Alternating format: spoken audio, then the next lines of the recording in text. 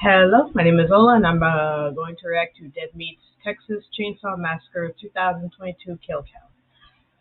Honestly, yeah, I didn't really like this movie. It was just weird how they changed it, even though it's supposed to take place after the original one. And, yeah, the only best thing about it was the kills. So that was it.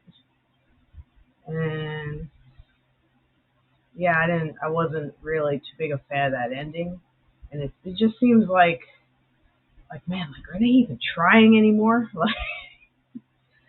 But I do get there are some people that do like it, or they feel like somewhere in between about it. They either like it or don't like it so much. But anyway, let's see what James A. Janice has to say about the kill count. And if you want to like, comment, subscribe my channel, you can. Or if you don't want to, that's fine too. And take it from here, James.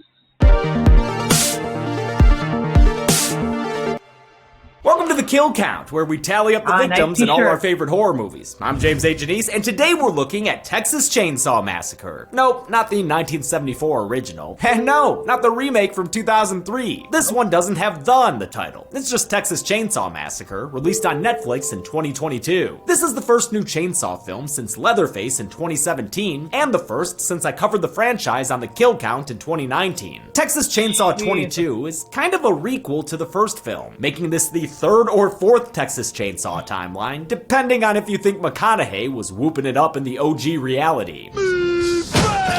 The 2017 Leatherface was originally supposed to have more sequels, but it took so long to release that Lionsgate lost the Texas Chainsaw rights. Legendary Pictures nabbed them up in 2018, and after some musical chairs between filmmakers, directing duties fell to Texas native David Blue Garcia. His panoramic wide shots and sun-baked cinematography make it feel like we're in Texas, even though they filmed in Bulgaria in 2020, complete with a COVID interruption. Nearly a year after production was finished, the film was released on Netflix to a fair amount of criticism. What were people's problems with it? Well, mostly the modernization. This is Texas Chainsaw social media style, with influencers and entrepreneurs as Leatherface's latest victims. Try anything and you're canceled, bro. That one line, featured in the trailer, was enough to sink this movie with a significant chunk of the audience. Franchise devotees also bemoan the lack of a family, be they Sawyers, Hewitts, whatever you want to call them. Instead, baby boy Leatherface flies solo in this film. Though he's still avenging a surrogate mother figure, Leatherface is usually portrayed as an unwilling monster, goaded into violence by the much more malicious family members around him. Their absence in this film turns him into a much more conventional lug with a power tool. There's also some stuff with the protagonist being a school shooting survivor, which is in questionable taste. And finally, this movie needlessly brings back Sally Hardesty in a way that blatantly emulates Halloween 2018. Listen, Sally was great, and her daring escape is featured in the extended Dead Meat intro, but she was never on the level of Laurie Strode, and bringing her back to be a gun-toting, Leatherface-hunting sheriff is so ham-fisted, Danny DeVito should be soaking them knuckles in rum. All that being said, I didn't hate this movie. I think we said it best on the podcast. I said it was stupid and I liked it. It was stupid fun. This movie is very stupid, almost knowingly so. I still can't decide if it's part parody, especially considering the final shot. In fact, I find it dumb fun, much like I do Halloween Kills. The difference is Chainsaw 2022 takes itself way less seriously. It's modern day camp and completely over the top. It's got chainsaw chucking, poop floods, and a guy screaming out this noise. Oh! I laughed my ass off several times, and in between was treated to some real good gore. Even better, the blood and guts were almost entirely practical, as decreed by producer Fede Alvarez, who had the same predilection when he directed the Evil Dead remake. I think I always take sloppy, crazy, kind of slightly campy special effects than any polish super high-end VFX, right? Chainsaw 22 is a far cry from Tobe Hooper's two masterpieces that began this franchise. But to be honest, most of the other installments aren't great, and at least this one's bad in a fun way. Still, if the beating Texas sun and poop floods leave you feeling dirty, we've got you covered with today's sponsor, Dr. Squatch. That's right, we've gotten a Squatch sponsor for Pinhead, Jason, and Mikey My. So we we'd hate to leave old Leather Boy out of the suds and fun. Plus, honestly, he really needs it. Like, sure, you could blame his murder rampages on psychological trauma, but just look at how dirty he gets. Who wouldn't be grumpy covered in grime like that? And the human skin mask? It's horrifyingly unhygienic. Good thing with Dr. Squatch's all-natural soap bars, deodorant, and hair care, he can freshen himself right up. How you feeling now, Leather? So clean! Hell yeah, man! He must be excited about the exfoliating power of that black hole bar. Now, we've talked about Dr. Squatch a lot on this show, so you probably know how much we love it here at Dead Meat. Their bars are my go-to for cleaning, and Chelsea's been known to steal them for herself. Hell, even Zoran's great-great-great-whatever grandfather Hiram has joined the Squatch Squad. If you want to join the squad too, go to the link below to try Dr. Squatch for yourself. And if you're a new customer, you can use code DSQDeadMeat to get 20% off on orders over $20. The original Texas Chainsaw was mostly psychological horror, without a lot of on-screen blood. But director Garcia said that audiences have become desensitized, so his movie needed gore and creative deaths. Let's see how creative this cat got with his corpses, and get to the kills. The movie begins by bringing back John Larroquette for his third narrated intro of the series. In the summer of 1973, a few miles outside of Austin, Texas, 5 youths were attacked in a grisly and gruesome fashion by an unidentified madman. Oh hell yeah, they also bringing back that flashbulb sound effect. We love it! This news report mentions the victims from the original and tells us Sally Hardesty is still alive. After surviving the ordeal, she became a Texas Ranger, but was never able to track down Leatherface, the big boy still at large. Now it's nearly 50 years later, in the age of cell phones and self-driving cars. A group of youths are moving from Austin to the rural ghost town of Harlow. Population? Original movie's release year. It's easy to assume these uber millennials will be easy to hate, and they truthfully do suck at first. For instance, Melody here has obnoxious dialogue that I don't believe anyone would say aloud like this. Look at this guy. Who has such a small dick they need to walk around in public with a fucking gun? At least not loud enough for the guy to hear. But then we find out she hates guns because her younger sister Lila is a school shooting survivor, so her pugnacity makes sense. The movie doesn't paint the locals as cartoon characters either. Yes, Richter's response to Melody is a thinly veiled threat. The only way to deal with an invasive species is to eradicate them. On side. And he's also a coal-rolling asshole, which sucks. But he ends up having some more shades to him later on. The other locals, like the guy at Harbinger Petrol, who calls them gentrifuckers, seem less judgmental about the kids' youthful sensibilities and more concerned about the region's small-town integrity. Some of us were born here, you know. Saw it in its prime.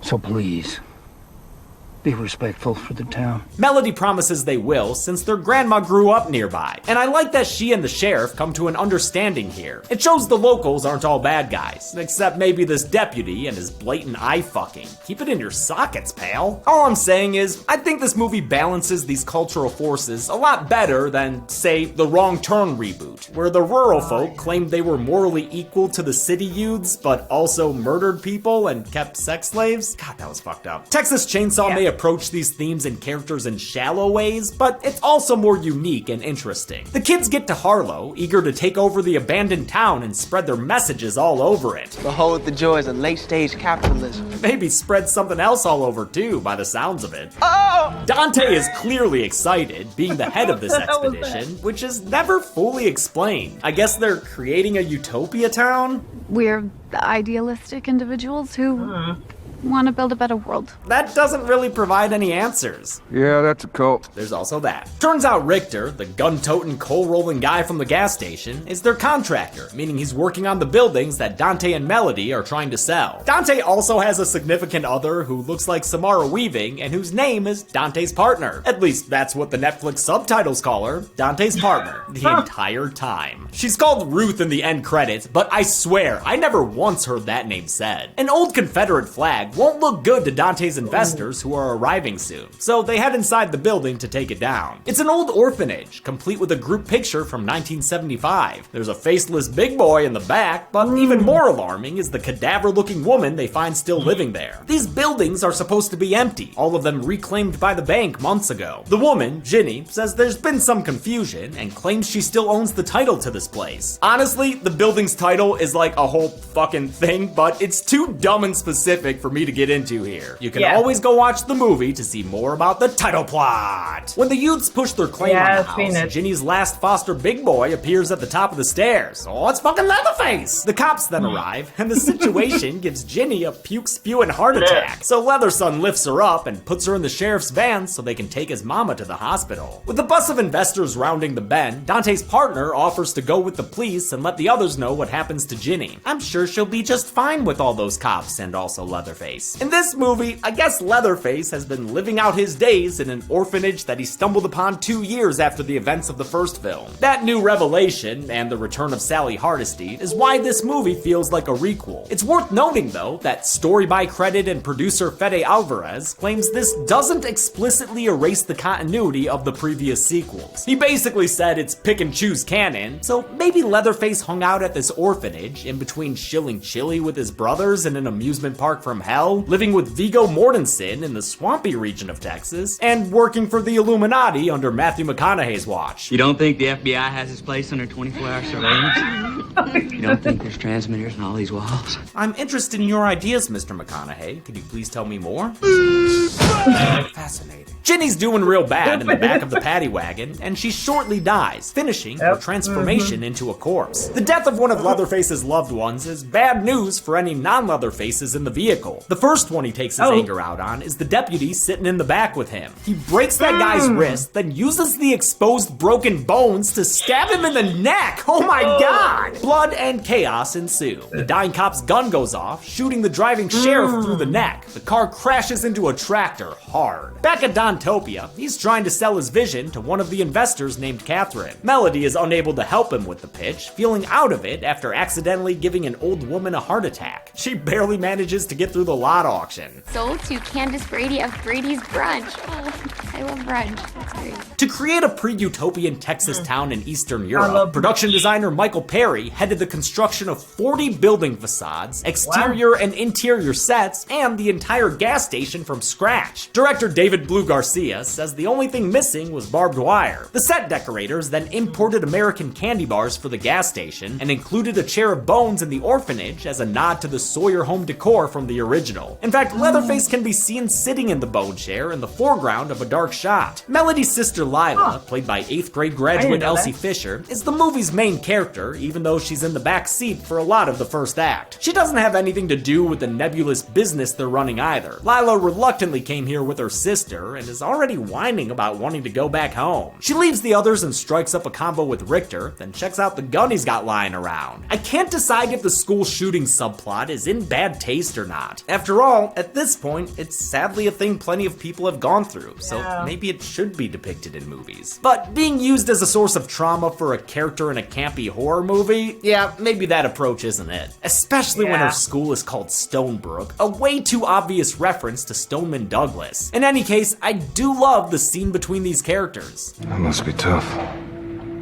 Living with that. Everyone expects me to do something special with my life now, and I can only disappoint them. Also, I guess I'll count these 7 students we see in her flashback. Ugh, it feels weird doing it though, man. I don't like it, not one bit. Melody gets a text from Dante's partner saying Ginny died, which messes her up so much she decides to call it quits and leave. As self-righteous as Melody appeared at first, she does show empathy and guilt about Ginny's death. She's not a bad person at all, and her shades are played perfectly by the talented Sarah Yarkin, last seen on the kill count in Happy Death Day to You. Miles away, a 60-something-year-old chainsaw murderer is sawing his adoptive mom's face off. That's some crazy shit. It works as a callback to an earlier line Ginny said, "Wish I'd known y'all were coming. I'd put my face on." And it turns Chelsea's baby boy back into the Leatherface we know and love. She, who may be Ruth, tries to radio for help, but turns out the sheriff sitting next to her isn't quite dead yet, thus the lack of kill graphic. Leatherface pops in to fix that oversight and kills the sheriff with 2 simple bashes to the skull. Nell Hudson does some excellent scared acting here, and you really root for this woman whose name you're not quite sure of. But eventually Leatherface busts in and busts her gut, tearing open her midsection with a broken shard of glass. Hush now, child. You'll get a name in heaven. After checking the sunflower soil quality, all good here, Leatherface heads back towards the town. Why did they use that sound effect on a grill cover opening? I love it. Dumb plot stuff keeps the kids in town, like Richter taking their keys and them trying to find that title. Other plot stuff calls Sally Hardesty back into the fray. Sorry, Sally, no more dressing pig carcasses or playing bass and keyboard in Rush. In honor of your friends whose names no one remembers, it's Leatherface hunting time once again. Sally's been recast in this movie since the original actress, Marilyn Burns, died in 2014. She's now played by Alwyn Fuele, last seen on the kill count doing cult stuff in Mandy. Best things I can say about this subplot is that it gives us some decent shots in the sunflower field later, and shows off old Ginny in all her faceless glory. That's about it. The entrepreneurs wind up in the orphanage, where Melody does in fact find the place's property title. Supposedly, that means Ginny shouldn't have been kicked out of there. But couldn't she have just kept that thing in a drawer, even if she did lose the building to the bank? They're still poking around when Leatherface gets back home, and he attacks Dante in a fun homage to Kirk's death in the original. I love the use of a swinging door in place of a sliding one. Dante bleeds out on the floor, and Melody catches a glimpse of it, so she hides in the closet and watches as Leather gets sentimental with his adoptive mother's dress. He did always have a penchant for makeup. He also doesn't like it when people invade his home, so right now he's pissed at the entrepreneurs. And this mirror! A sudden storm sends all the investors scurrying onto the bus, as inside the orphanage, Leatherface hacks his way through the bedroom wall. The camera whipping with his swings is an obvious homage to The Shining, and at this point, I don't think we need to reference that scene anymore. It's been homaged enough, everybody. The reference stirs Dante awake, who gets up and stumbles down the street towards the bus. Richter finds him with half a Joker thing going on, and though he made it this far, Dante then bleeds out to death on the sidewalk. Oh, come on, Richter. This is not the time for arm wrestling. Richter tells Catherine to call the cops while he heads towards the orphanage, gun in hand. Inside, Leatherface retrieves his unleaded Excalibur from the wall. The pull start, two-stroke, screaming yellow people mulcher, hidden away these decades past. Director Garcia says the chainsaw was one from the original film, although I can't tell if he means the exact same unit or just the same Poland brand. I was told that this was one of the original chainsaws used in the first film. Oh, yes. So, and based on how the fact that it took about 20 to 30 minutes to start and didn't stay on, I would say that's correct. Turns out you can teach an old saw new tricks, because in an unusual move for Leatherface, he hides as Richter comes upstairs. Melody tries to help out with a mirror, but Leatherface still gets the jump on the mechanic. The fight is fucking graphic. Legs should not bend that way! And eventually, Leatherface impales Richter's neck on a glass shard. The guy heroically gets his keys out for Melody right before Leatherface puts the nail in the coffin by hammering his head repeatedly. For this outing, Leatherface is played by the 6'4" Mark Burnham. His more elderly Leatherface still has energy and bloodlust, but has to take more breaks and breathers due to his age. The skin mask he wears was created by makeup artist Todd Tucker of Illusion Industries. It was designed and applied by key artist Martin Astles, who opted to make Leatherface look more sad than outright scary. The silicone face was attached to Burnham with Velcro tabs that made it easy to remove between takes. More than 20 masks were made for Burnham and various stunt performers, each of them hand-punched with eyebrows and eyelashes. I couldn't get one of these new masks in time for this kill count, so I'm just using the original back there. Sorry. Melody tries to discreetly leave the orphanage, but it doesn't go exactly as planned. Whoa, holy shit, dude. Holy Leatherface, crap, dude. you throwing shit now? He gets the chainsaw revving again, and they have a fun chase scene where he does an upside down Jaws through the floorboards trying to get her. This is when he cuts through a pipe and covers her in poop. Her sister Lila, having seen Dante's body on the street earlier, arrives in the nick of time to rescue Melody. Together, they flee through what looks remarkably like a studio backlot, returning to the bus with the keys to their hopeful escape. They're on their way out when Leatherface pumps the brakes for them, maybe by taking out a tire. When the driver gets out to see what's up, he's quickly killed off screen, with his head being tossed onto the bus for proof. Yeah, y'all fucked now, Catherine. Leatherface boards the bus, and everyone takes out their phones for defense. Try anything and you're canceled, bro. That infamous line is said by producer Shintaro Shimosawa, whose live stream viewers seem to think that all of this is fake, much like the audience of Joe Keery's work in The Disturbing Spree. Speaking of disturbing, Leatherface revs up his chainsaw and massacres the 21 young entrepreneurs on the bus. That That figure was counted by editor Josh, who also used wide shots during the auction to double check his work. It's a gruesome scene, using more than 200 gallons of fake blood and giving us a variety of kills, including this twofer. Given this movie's tone, you might expect this slaughter scene to be fun, but it's not. It's actually horrific, especially since it reminds Lila of her school shooting experience. I'm saving one kill here for its own separate counting, Catherine's. She tries to climb out the window, but Leatherface literally cuts her in half. We're talking viscera sliding out and everything. It's seriously nasty and deserves to be highlighted. Melody and Lila are able to escape through the bus bathroom ceiling window, leaving them the only ones alive in this rainy Texas town. That is, until Slick Sally slides her way into the story. But don't get too excited, gals. Sally's basically a parody of legacy horror characters. 50 years I've been waiting for this night, just to see him again. Wonder if she has any preferred time for evil to die. Instead of helping them, Sally leaves the sisters locked up as bait or some shit, then saunters into the orphanage with her shotgun. She follows the footprints and chainsaw to find Leatherface sitting on a couch. Oh, I'm sorry. Did you need something, lady? Sally gives a dramatic speech and recites the names of her friends and annoying brother, but Leatherface betrays no recognition of them or her. You don't remember me? Nope, he doesn't think about you at all. Neither of these characters make a move to kill each other, and instead, Leather grabs his chainsaw and walks right past Sally like he's on his way to work. Dumb. Leatherface goes to attack the sisters, which is when Sally springs back into action. She's shooting and screaming and carrying on as though someone had just paused her for the past 30 seconds. I'm the one who got away, and I'm here to make sure you don't.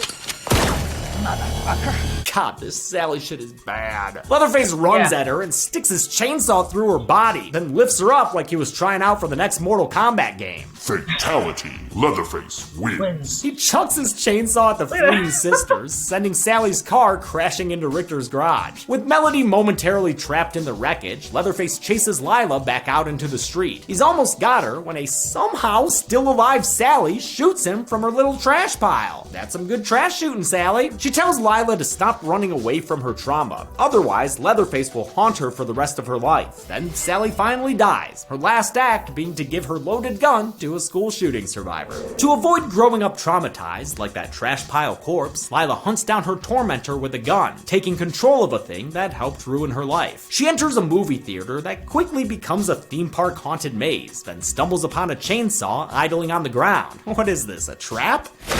Akbar be damned, it is a trap! A trap doesn't seem very Leatherface, but it's also not very movie theater to have a pool in the floor of the lobby, so fuck it. Lila emerges from the water, and Leatherface follows like he were Swamp Boy Jason. In his continued fascination with Chuck and shit, he hurls his chainsaw at her again. Melody shows up to try to help her sister, then quickly loses ground to Leatherface's attacks. Lila pops in with a shotgun to show Big Boy what's what, and Melody delivers the ultimate blow by chainsaw uppercutting Leatherface backwards into the theater pond. This finishing move was an unplanned homage to Stretch doing the same to Chop Top in Texas Chainsaw 2. The sisters watch as the bleeding, sputtering killer sinks below the surface. Well, that should definitely be that. No need to worry about anything else, ladies. You did it! The sun rises on Harlow and the girls hop into their electric car, ready for the long ride home. They set it on autopilot and pop open the sunroof to let in that Texas sunshine. Oh shit, it's fucking Leatherface! He drags Melody out and straight up decapitates her in the street while her sister Lila screams and watches. It is a batshit final kill, made hilarious by Lila being stuck in a self-driving car. A high-tech parody of Sally's escape. The movie ends with a Leatherface spin, another more straightforward homage to the original, and a post-credits scene shows him returning to the family farmhouse from the first film. How many gentrifiers became gentridiers? Let's find out and... excuse me. We counted 38 victims in Texas Chainsaw Massacre. With a 16-15-7 split, we wound up with mostly even guys and gals, with a big wedge of unknown flashback victims. This body count blows the rest of the franchise out of the water. The first 5 movies were pretty chill with kills, and though Leatherface had 21, this was nearly double that. I really like these franchise stats. With a breezy runtime of 74 minutes, that left us with a kill on average more frequent than every 2 minutes. I'll give the Golden Chainsaw for coolest kill to the Bus Massacre, including Catherine. Out of all the Texas Chainsaw Massacres, this massacre was the most massacre of them all. Dull Machete for lamest kill will go to Sally Hardesty, not because of how it happened, but because it happened. All that did was verify that the Sally subplot was garbage. And that's it. Texas Chainsaw Massacre came out in 2022. Some called it woke, some called it conservative, and many called it pretty bad and dumb. But I like it, mostly. Until next time, I'm James A. Janice. This has been The Kill Count. On the next Kill Count. Welcome, everybody. Have a seat at the table and is, feast upon a movie that will absolutely devastate you.